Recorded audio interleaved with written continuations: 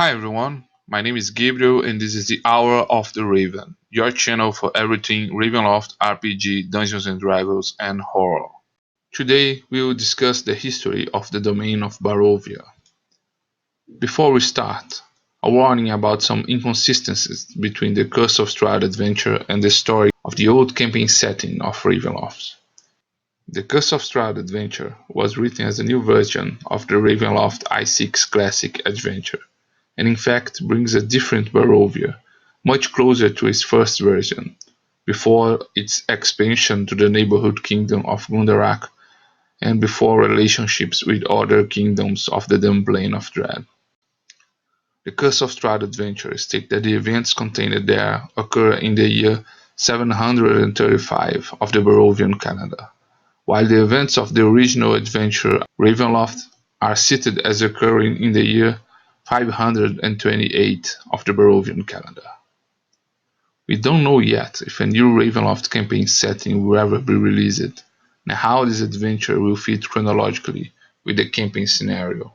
So, most of the secrets revealed in this video relate to the knowledge of the old volumes of 2nd and 3rd edition of Dungeons and Dragons.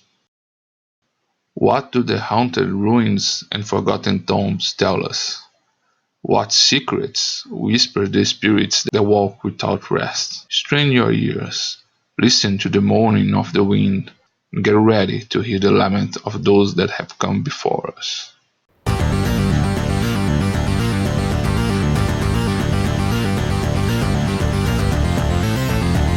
Hour of Raven.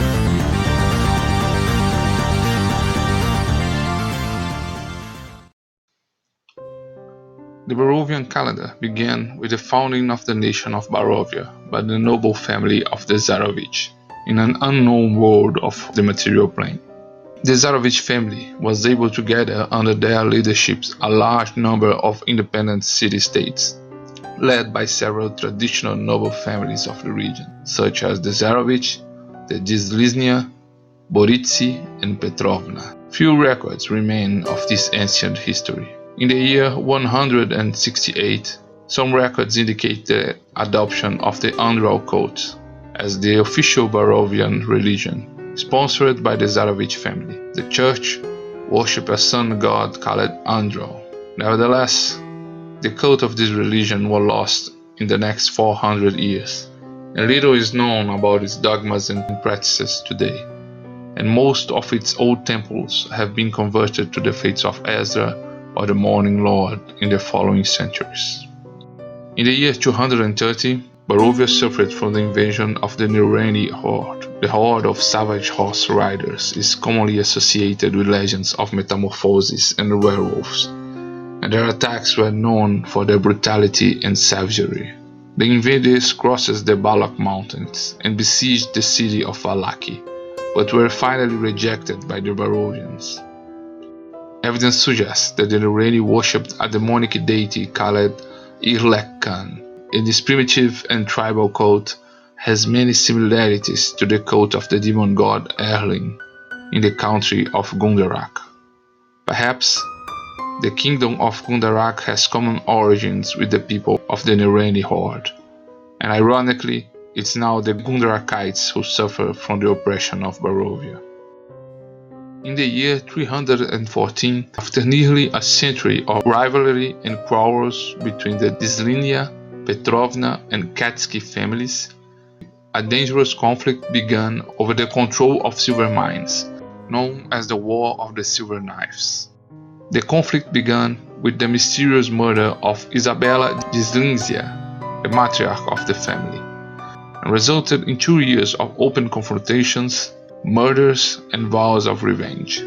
Count Barov von Zarovich succeeded in pacifying the conflict in the year 316, to the disgust of the powerful family of noble bankers, Dislinzia, who still considered their revenge for the death of their matriarch unconcluded, and resented the Zarovichs for the intervention.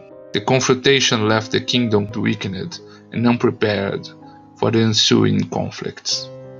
In 320, Barovia was invaded by the Turks, and even today this name is not spoken by any Barovian without an accompanying curse. They came from the east and launched a military campaign backed by fanatical religion devotion to the deity known as Zafar. Led by Duran Khan, the Unstoppable, the Turks quickly conquered Barovia. Unlike previous barbarian invasions, the Turks conquered and settled in the land, spreading their culture and dogmas of their faith. The von Zarovich family was humiliated and had to flee westwards and take refuge in the region of Boka and Dorvinia, controlled by the Disliznia and Boritsi families. A bloody battle was fought, and the advance of the Turks was halted. The noble family of Boka and Dorvinia, although formally participating in the war, profited greatly from the event, while other noble refugee families bled in the confrontation. To this date, Barovian says that if your grandfathers have filled their pockets in the war, they are from Borca, and if your grandfathers die in the war, they are Barovians. Barovia's fortune changed with the coming of age of the young Strad von Zarovich, the oldest son of Count Barov. The young warrior began a campaign to reclaim the land and honor of his family, and proved to be a brave, charismatic warrior and a military genius. After 26 years of a bloody war, the fate of the von Zarovich and Barovia seemed to be doomed when the Turks achieved a great victory in battle and murdered Count Barov and his wife, Countess Ravenia, parents of Count Strad von Zarovich. Despite the tragedy, surprisingly, Count Strad von Zarovich managed to escape death and reverse the course of war.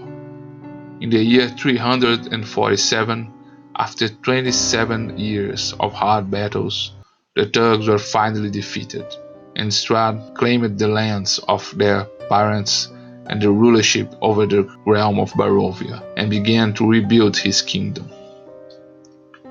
Assuming the title of his father, Count Strad began the construction of the Ravenloft castle, named after his mother Ravenia, to be the Zarovich seat of power.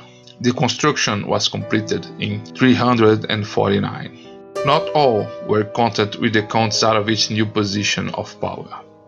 In the year 350, Count Strad underwent an assassination attempt by the infamous sect of the Balverzi assassins, from which he managed to escape without discovering the masterminds behind the attempt.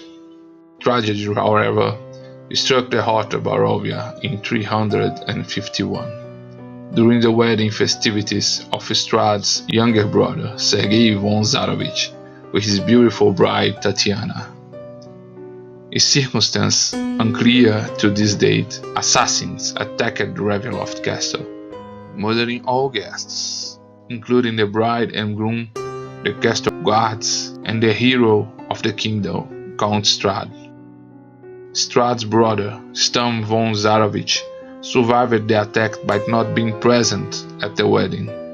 Beginning the tradition among the future rulers, he assumed to himself the name of his elder brother, the Barovian hero and martyr, Count Strad von Zarovich, and accused the Disliznia family of the attack on the wedding night.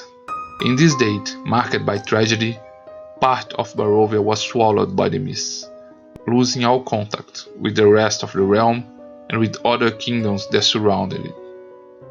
Strange mists now surrounded the Balinok mountain range, and the regions of Dorvinia and Borca were inaccessible. The superstitious populace of Barovia was terrified by the strange mist that now surrounded its borders, and no one who dared to enter more than a few steps in the mists ever returned. Count Strad began a hunt for the Disliznian noble family, who had to take refuge and hide. Taking advantage of the vacuum left by the death of most nobles and the bloody marriage, the Count took an absolute and authoritarian control of the kingdom. Barovia's government passed in hereditary fashion among rulers, who, in honor to the kingdom's hero, took on the name of Strad von Zarovich as soon as they reached power.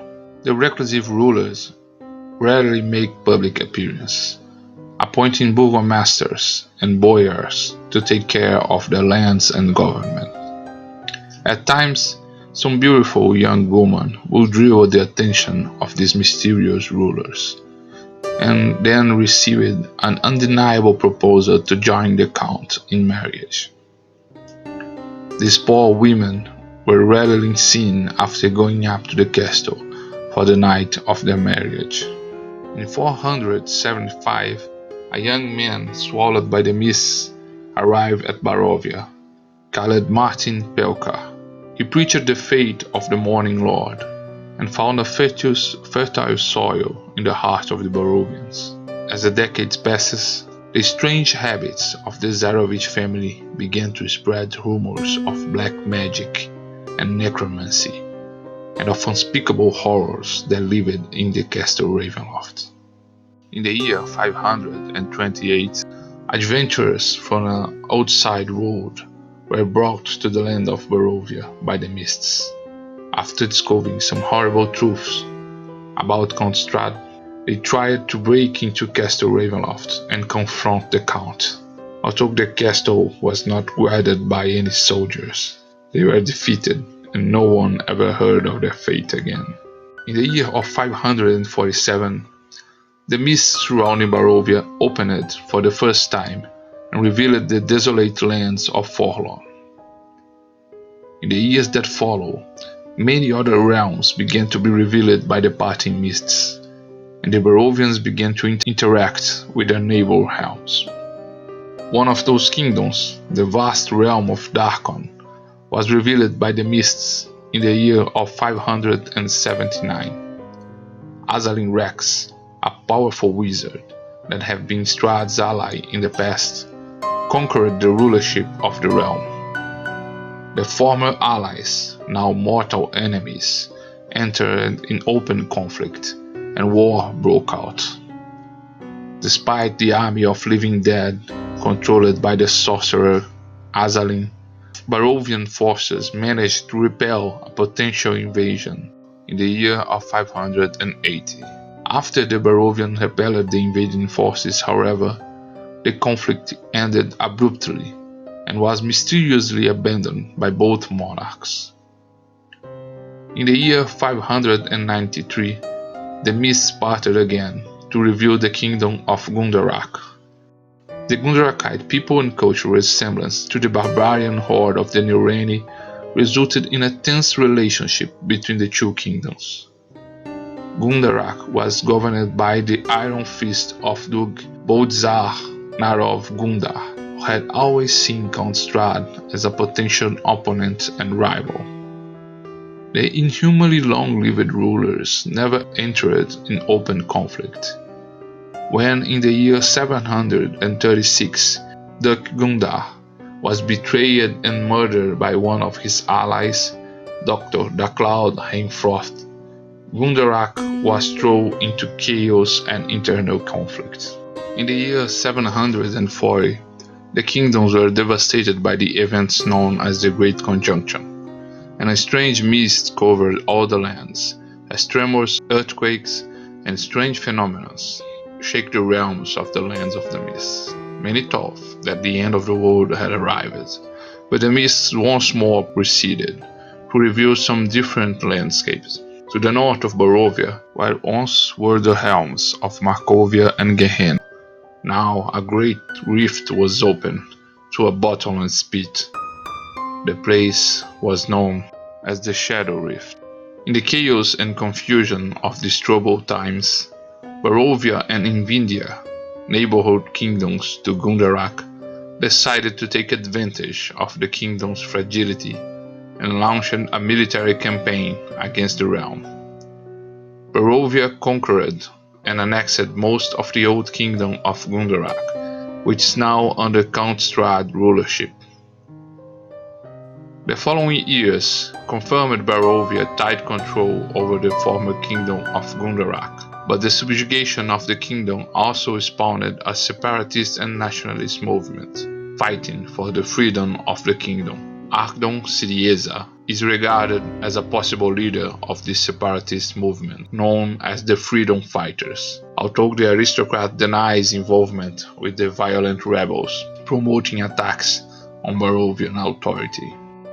What the future holds for the lands of Barovia.